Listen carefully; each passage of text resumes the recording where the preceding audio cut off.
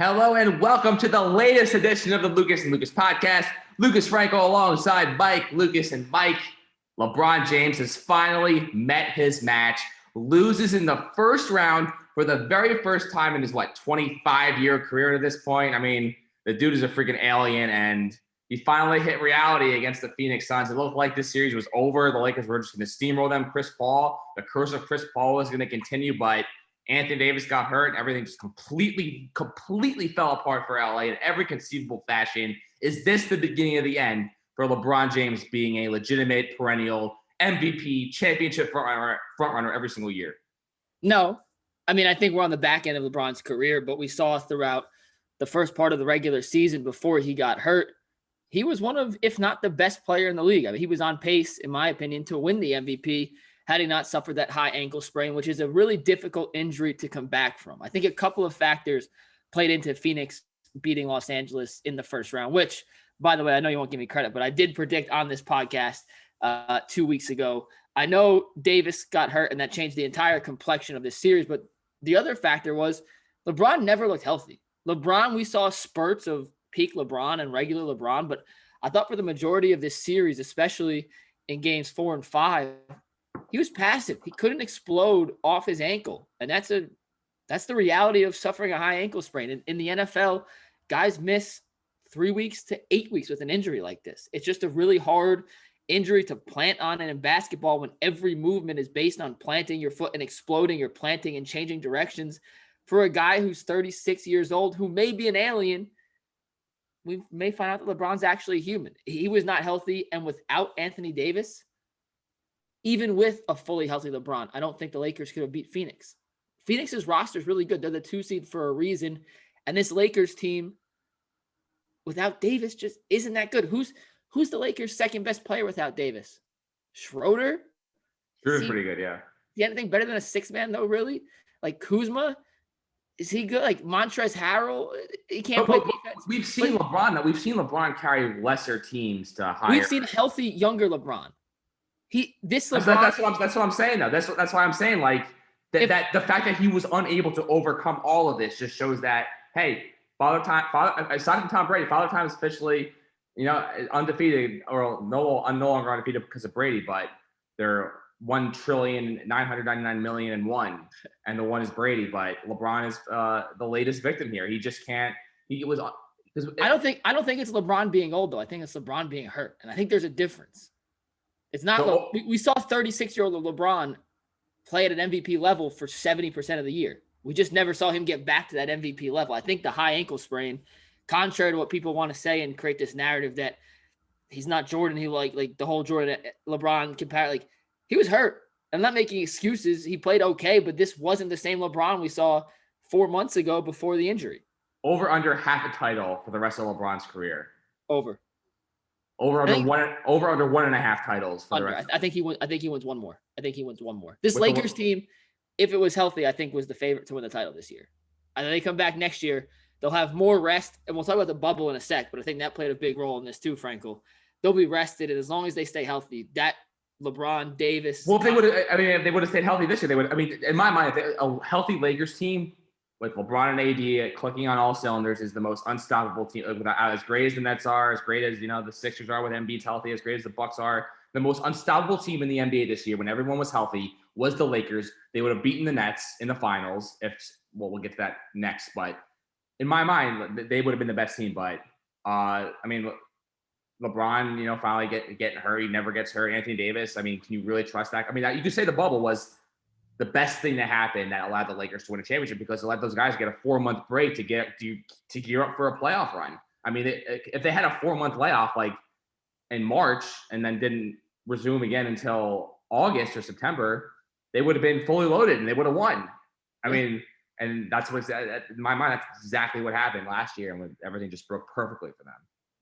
It broke perfectly for them, but also heading into this year, Los Angeles had 5 weeks between the end of the finals and the start of this season. LeBron's 36. He needs more time to recover. And I think that's why Los Angeles looked at this regular season. It's kind of a giant exhibition. They didn't take anything too seriously, trying to get their guys healthy and fresh and keep them fresh for the postseason. Just the cards didn't break in their favor. Davis, freak injury. He was finally healthy. At the end of the regular season, Davis had finally gotten back to full health. The game he played against Phoenix late in the year where he had 42 points and 12 rebounds in a Los Angeles win without LeBron was the best game AD played all year. LeBron looked great throughout the regular season, despite the fact he was operating at 70% effort. Like he wasn't really trying.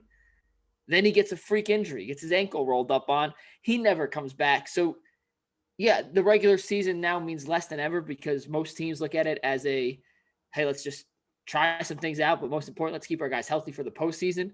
And the truth is, the Lakers just weren't healthy this postseason. So I don't think it's fair to evaluate LeBron or the Lakers or Frank Vogel or really anyone on the team on this performance because we were seeing a combination of a JV roster versus the number 2 seed in the West. And Phoenix is better than people have been giving them credit for.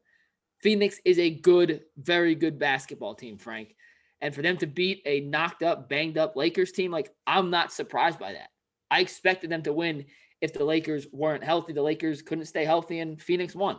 Pat on the back to me. So here are the current odds to win the Western Conference, according to William Hill. The Jazz are the favorite at plus 125. The Suns are next at plus 220. Then it's the Clippers, who are down 3-2 ahead of Game 6 tonight. They're plus 600. The Nuggets are plus 750. And the Mavericks have the longest odds of any team still left in the West, even though they are up 3-2 on the Clippers and arguably have, I mean, is it fair to say he is the best player left in the Western Conference is Luka? Kim or Kawhi, yeah. And they are plus 1,200. So, I mean, or if you had a gun to your head, Jokic over Luka right now, you think? I'd take Luka, but Jokic is the MVP. I'm just saying you can make that argument. But yes, whatever. So right now, gun to your head, of those 5 teams, Jazz, Suns, Clippers, Nuggets, Mavericks, which one of those 5? I mean, I can't believe. I mean, Game 6 tonight, Clippers, Mavs. Who do you got? Start there. I think the Clippers won tonight, and I know last podcast I apologize for all my Clippers take. I'm back on the bandwagon. I think they still win this series somehow. They're going to end up winning games 6 and 7 in Dallas. And then they win the West? And they win the West, yeah. Wow. I don't trust anybody. I don't trust anybody. I just can't see a team led by Donovan Mitchell and Rudy Gobert being a finals team. Like that just doesn't make sense to me. Chris Paul, like maybe, I mean, is this the year? This is like he finally got a break, but then again, it's only round 1. And they got a really tough matchup in round 2 against the Clippers or Mavs. So like, I'm not sure where to go there. The Clippers, I can't trust. I mean, if you've seen this series, you can't trust the Clippers. And then the Mavericks, aside from Luka, you can't trust anyone on that team. So it's really one of the biggest, after the Lakers lost, one of the biggest crapshoots that I could ever remember for a conference. I really have no idea which way it's going to go. If I'm betting, I think the Clippers have the best chance to make money. Phoenix is probably the best team left, but I've a team that has never won a playoff series before. I have a hard time believing can all of a sudden win 3 straight and make the finals. I just have a hard time. Dallas. What? You're talking about Dallas. Or Phoenix. This was Phoenix's first playoff series win as a group. Monty Williams had never won a playoff series as a head coach before. I kind of like the value on the Mavericks right now, man. Plus 1,200.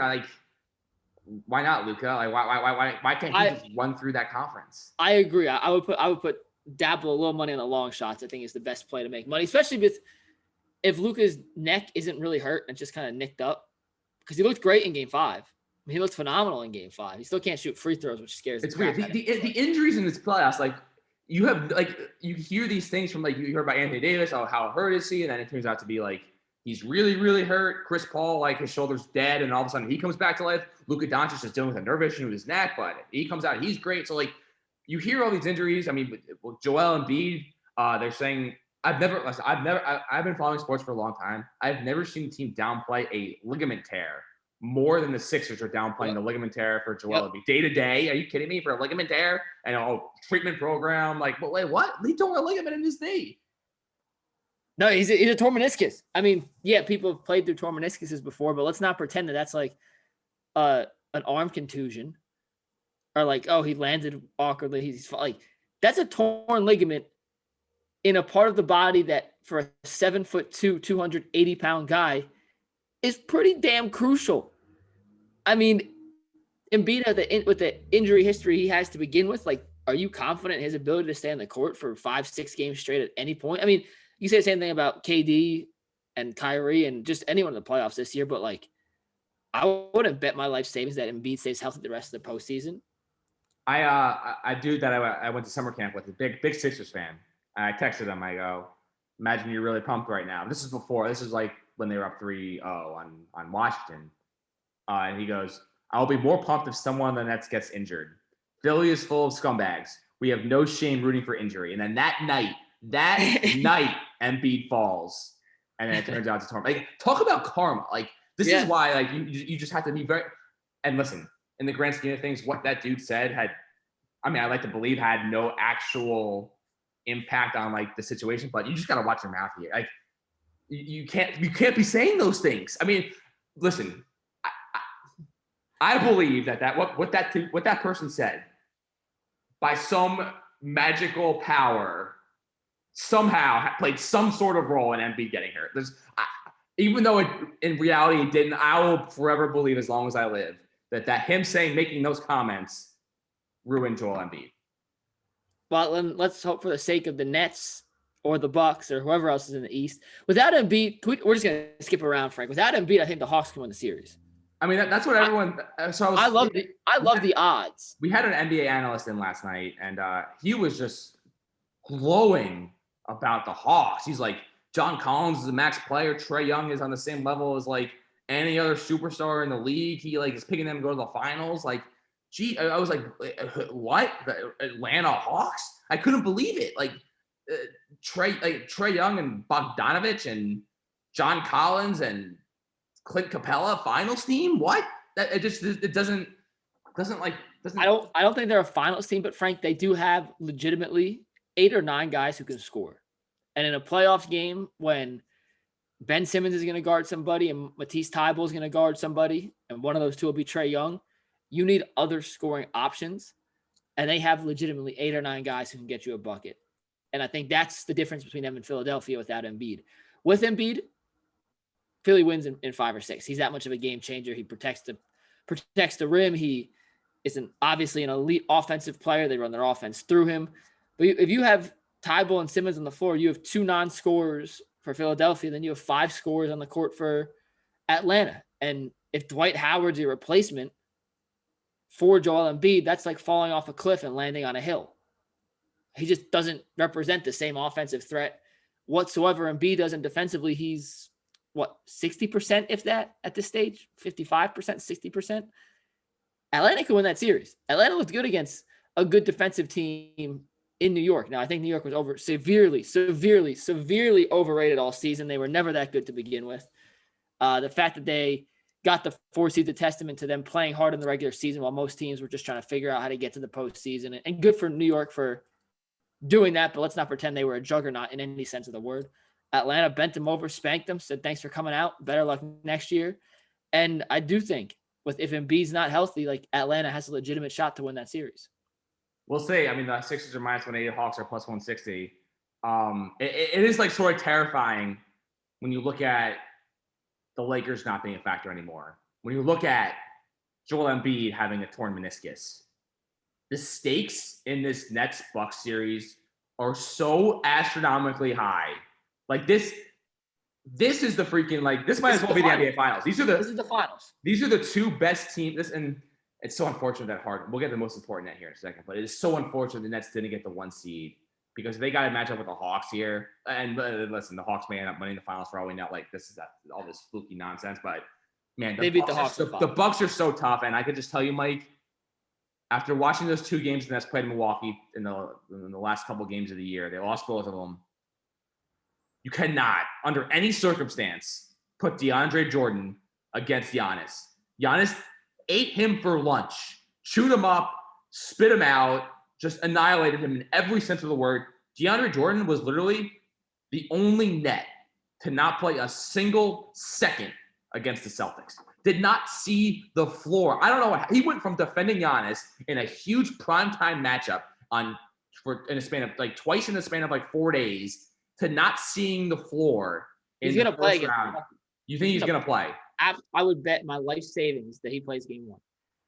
What are we looking at, the primary defender on? Because if he's the primary defender on Giannis, then that's might as well just pack up and leave, because they are losing. No, I think, well, he'll be the primary defender for spurts, but I think if you're going in with Blake and Claxton, I mean, they're going to foul Giannis. They're going to just foul the crap out of him. He's struggling at the free throw line. And if it's just a 2-minute spurt at the end of a quarter for DeAndre to come in and give Blake and Claxton a like, Jordan's going to play this series. Significant minutes? No. Will he play? Absolutely 100%. And it may just be come in 2 minutes, foul Giannis 3 times. Like, hit him hard. Like, be physical as an enforcer. But, yeah, he's going to play. Boston didn't have anyone that could draw him out, switch, and kill him. Milwaukee does. That's why he was a horrible match. I mean, other way around. If he got switched on Tatum, it was burnt chicken. If he gets switched on to Middleton, like, Middleton's not blowing by him. It's a bad matchup with Boston for Jordan. It's a bad match against Milwaukee, but I think the Nets will use him just to physical Giannis up a little bit. All right, so the Nets are gonna have their handful. It's gonna be a bloodbath for sure. But most important, Mike, I was there on Tuesday night when they clinched against the pathetic Celtics, and there was no doubt who the best player on the floor was that night. James Harden, 34 points, 10 rebounds, 10 assists, first playoff triple-double for any net since Jason Kidd in 2007. He was magical. I was sitting like higher up, so I could like see Harden and how we saw the court, and he made one pass to Landry Shamet. Like, I don't know how he knew Shamet was there, but he knew he like had some sort of peripheral like magic secret. I don't know how, but he like hit whatever, but he like found him, and it was just amazing. He is incredible. The Nets are 33-9 when he plays this year. 33-9. They've over 80% winning percentage. The season flipped when Harden came. You're probably going to go in a different direction for some foolish reason. Listen, he's not the most talented net. That is Kevin Durant. He can do the most things. He's got the most freakish ability. But in terms of just what he means to a team, there is no argument to be made that any net is more important to this team's championship hopes than James Harden. They've won over 80% of the games when he's there. They're barely over 500 when he's not. There is no argument to be made for any other player. I rest my case. I like how you say, all right, when we come back from break, I'm going to ask you who the most important net is. Then you just ask yourself the question and go off on a tangent. I agree it's Harden. He is the most important net, especially at the start of second quarters when KD and Kyrie get their rest. Harden runs the second unit, and they're as good as most first units in the league because Harden is that good. But while I agree with Harden, I'm going to say Joe Harris is the most important. Oh, come on. But no, listen. Get out of here. No. Listen. We're moving on. No. Frankel, the answer is Harden. Yes, I agree with you. But let me tell you why Harris. But was it always hard? Last week when we said we'll save this for next week, you were still going to say Joe Harris? No, I still think Durant's the best net. The topic wasn't most important. The topic was who's the best net. The best net is James Harden. I'm gonna tell you why Harris though is really the X factor in these games and is the difference. This better be like drawing all the attention. Who can like capitalize on it's partly that when the Nets are getting other guys involved, they're unstoppable. When the big three goes ISO heavy, the Nets are very, I don't want to say beatable, but they're able to be contained. Harris is the guy that you have to stay on regardless, and that opens up driving lanes for the other three. If Harris is making shots, you have no chance. Look at game 2 against the Celtics. Harris comes out in the first quarter is making shots. It's 5 threes in the first half, 6 threes in the first half, 22 points. When he is on and they're making a conscious effort to get him involved, the rest of the offense is exponentially more open and everyone else's job is easier. Now, they don't have, Claxton's not a three-point shooting threat. Griffin can kind of shoot threes. Don't love when he shoots threes. Jordan obviously doesn't shoot threes.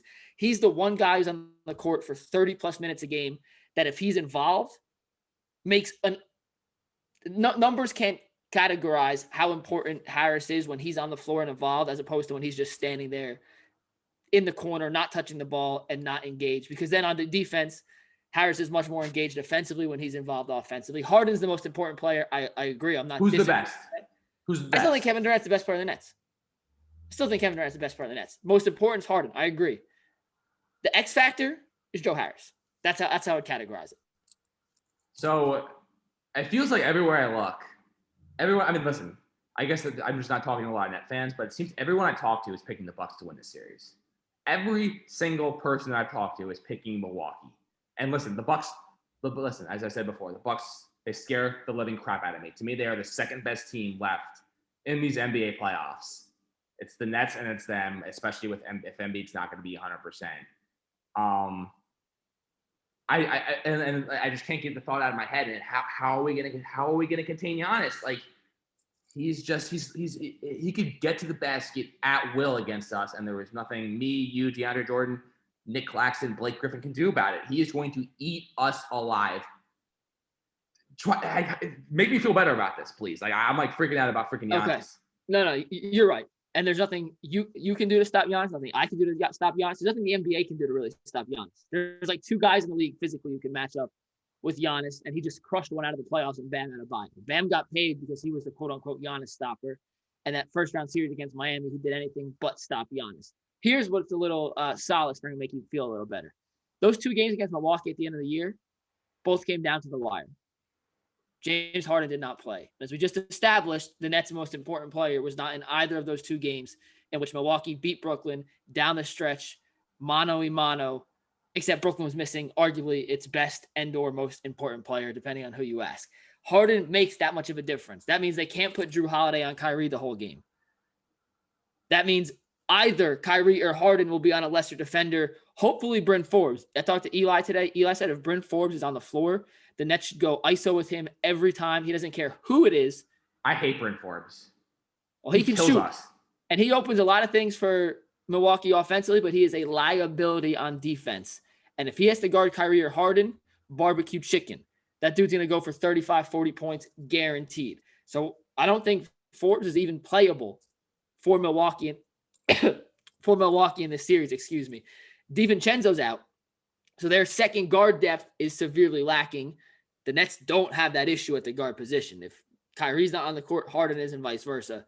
So that's what you could feel good on and hang your hat on. The Nets took Milwaukee to the wire 2 different times without their best player. Add James Harden to that equation, and I think Harden's worth at least 20 points by himself, give or take, swing of 20 points. If you give that in, Nets win both those games. So and the other thing, I think it's 7. Nets win in 7. If this series doesn't go 7, I think I'll be shocked. I would bet this game goes to 7 more than I feel confident picking a team to win. They're evenly matched, and I think what it comes down to is late in the game, the Nets can make their free throws. Milwaukee struggles with that, and when push comes to shove, Frankel, rank these 6 players for me in order of who you feel most confident in to get you a bucket with 10 seconds on the clock in an ISO situation. The Nets big 3 and Milwaukee's big 3. No, seriously. I think the Nets big 3 are the top 3 guys on that list. They are. So that is what gives you a little solace. The Net, what they got to do is they got to find a way to just prevent Giannis from just backing down and getting to the rim and putting his head down and going. You got to make him give up the ball. That means putting 3 guys on him, 2 guys on him, whatever it takes. Make him give up the ball and then obviously stick someone against Middleton and make freaking Lopez or whoever else they got in that Drew Holiday. Just make life as difficult as possible for Giannis. I don't want to see Giannis just driving the basket and dunking it every time. That would drive me absolutely insane. And it's gonna be listen. This series is gonna be a freaking war. It's gonna be a freaking war. Yeah. And I just hope we can make it out of it and we're not left in shambles. And then because we still have 2 more rounds after this, and it's gonna be an absolute freaking war. But Bill Simmons said this is the best second round playoff series in forever. I forget when he said the last one that was this good, but it's been like a decade since we have a second round playoff series that might feature the 2 best teams in the league. I'm gonna see if I can get in the building on Saturday night. See how much tickets. As of now, the cheapest ticket is $105, fees included. $105. That's not horrible. It's pretty freaking amazing. So I just saw this in NBA postseason history. The road team has never won the first 6 games of a series. That is the Mavericks and the Clippers. That is happening tonight, Game 6. Pretty wild. So based on the way the pattern's going, that means there's no way Dallas wins tonight based on that stat. It's a fun stat. I don't think it means a whole lot, but it's a fun stat. Moving on real quick, the Celtics. I wish I would have known they were going to shake up their whole organization. Otherwise, I would have hammered the Nets with my life savings. So Brad Stevens was there since for 7, 8 years. Made a conference to I believe 2 conference finals, 3 conference finals. Was he a success or failure as head coach of the Boston Celtics? I think his tenure was a success. And I think it's, if you're holding the championship standards, I think that's a little unfair. He made 3 out of 4 Eastern Conference Finals. He overachieved early in his career. He underachieved later in his coaching career or his coaching tenure with Boston. I don't think that's all his fault. I think the Kyrie Irving thing turned disastrous. They lost Gordon Hayward to injury. That's not his fault. I mean, they had some fluke breaks in there that derail what could have been some special seasons for the Celtics. You look at the early years when he came to Boston. He was an unproven NBA coach. He had great success at Butler, had never coached in the NBA. He comes in and within 2 years has this team fighting for a playoff spot. They crawl in as an 8 seed and compete in the first round of the playoffs in his 3rd year. Overall, I mean, I think he was a successful coach. His teams he'll coach again, right? He'll coach again. I think he'll be in the front office for 3-4 years. Wow, you think that long? Wow. Okay. Yeah. So I listened to the Ryan Russillo Emergency podcast. The one thing they talked about, and I wasn't necessarily aware of this, was how much of a family man Stevens is, and his kids are going through high school now. So I think he'll want to see, one kid through high school, be around his family, take a break. We talked about the bubble early, like Boston made a deep run in the bubble too. And that was a quick turnaround for those guys, and especially not seeing your family for 8 weeks. You have a 5-week off season, but as a coach, is it really an off season? You're scouting, you're drafting, you're free agencying. He didn't have any time with his family. So yeah, I think he takes a couple of years off, 3-4 years, and then he's back in coaching. And when he decides to come back, any team with an opening, I think Stevens will be near the top of their list of potential candidates. So yeah, I think it was a successful tenure, even though it didn't culminate in a championship. It's crazy, to think what the ceiling was for that Celtics team after they made that trade with Tatum and Brown and Kyrie and Hayward and Horford. I mean, that was a team that was supposed to win a championship. And then, like I said, after Hayward shattered his ankle, in the first quarter of the first game, everything just completely fell apart for that team. They were never able to recover. Pretty wild, because I just remember being in college and just having to deal with a constant, you made the worst trade of all time talk. And look where we are now, even though the Nets still haven't accomplished anything yet. But still a long way to go here. Couple more topics before we go. Yankees, I mean, I don't know, you probably didn't see the game on Thursday against the Rays. But my God, and listen, the Yankees have a tough time just doing enough things just with everything's fair. And when you add in the fact that was one of the worst umpired games I've ever seen in my time watching baseball, it's like, I mean, when you have that working against you, you have no chance to win the game. And the Clint Frazier saw 5 straight balls with the bases loaded. 2 of them were called straight. And I lost it because that was the game. That was the game, and they were never going to recover from that. Kevin Kiermaier blatantly runs outside the baseline. They call him safe. The Rays go from being up 2-1, up 5-1 as a result. It's just a complete snowball effect. And these little calls that the Yankees their margin for error this year is so much less than it has been in previous years. That when these things happen, it makes it so much harder to win a game. And now we got the Red Sox coming to town tonight. Listen, make a statement. Make a freaking statement in this tonight in this series against the Red Sox. They're riding high. They're they're up there and competing for first place. We're 4.5 games back. Let's make a statement in this series. Show that we belong. I don't feel good about this team at all. Give me some confidence, for the love of God. Yeah, so I saw the strike chart from the Frazier strikeout, or from the Frazier out with the bases loaded. Not one of those were even close to being strikes. They weren't even close. Were you watching the game? Outside the zone. No, but I saw someone tweet it out. It was I tweeted it out. Clint Frazier just struck out on the 5th ball of the at-bat. Yeah, maybe it was you. I don't remember who tweeted it out, but there was the picture of the strike zone, and not a single one was even remotely close. As far as the Yankees go, you talk about teams just underperforming. Do you think the Yankees have underperformed, or is this roster just not that good? Because I kind of lean towards the fact that this roster just isn't very good, and they're banking on guys who are old and past their prime to contribute, and that's just unrealistic thinking. Right, and in the grand scheme of things, it's a flawed roster, and that's in the end of the day why I said before the season started they have no chance to win a World Series, because you look up and down the lineup. Obviously, Luke Voigt, who knows what his situation is. Second baseman, Rougned Odor is a 200, at best a 200 hitter. Gleyber Torres, I mean, he had a little spurt there where he was hitting the ball great. So only was 1 home run. His average exit velo is 88 miles an hour. He's not hitting the ball hard. It's very concerning. Gio Urshela, he had a home run the other night, but since the beginning of May, he's a 220 hitter. That's there's something not right with him. Gary Sanchez has never been able to put it all together since his unbelievable 2019 and 2017 seasons. You look in the outfield, Aaron Judge, he'll have his moments, but he can't do everything. Brett Gardner hit a home run yesterday. Couldn't believe it. he needs to retire. Clint Frazier has had like a couple moments of late, but he's never been able to be a consistent performer. Miguel Andujar's had his moments, but it's like all these guys who just like you can't really count on anybody. And then don't even get me started on freaking Stanton, who is now playing every other day and can't play back-to-back days and strikes out whenever he plays. I can't just make a statement and get rid of him. Get him out of my face. I don't care what it costs. Get him off my team. Make a statement that what he's doing is not acceptable. I can't stand him anymore. He is one of the worst players ever. And I know he'll have a spurt in a couple weeks. He'll go a week or two where he'll look like he's the best player in baseball, but it's not going to last. It never lasts. He stinks. He has no idea where the pitch is. He'll just swing at anything. He struck out a couple days ago. The ball bounced like 3/4 of the way to home plate, and he still swung. I couldn't believe it. It was like he was trying to like golf like Brooks Koepka or DeChambeau or whatever his name is. He's like swinging. You have like, better plate discipline than Stanton? Oh my God, everyone does. Stanton is just a Hulk with a baseball bat. His baseball IQ is as low as anyone has ever seen.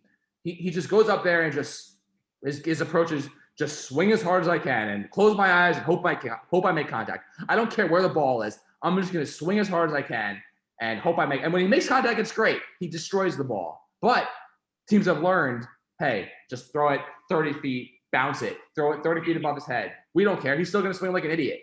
I can't stand him anymore. I'm so done with freaking Stanton. And I'll never get over the fact when I went to the Yankee game in early May, the fans were chanting MVP for him. It was disgraceful. It was one of the most embarrassing moments for a Yankee fan base ever. Didn't he hit a grand slam that game?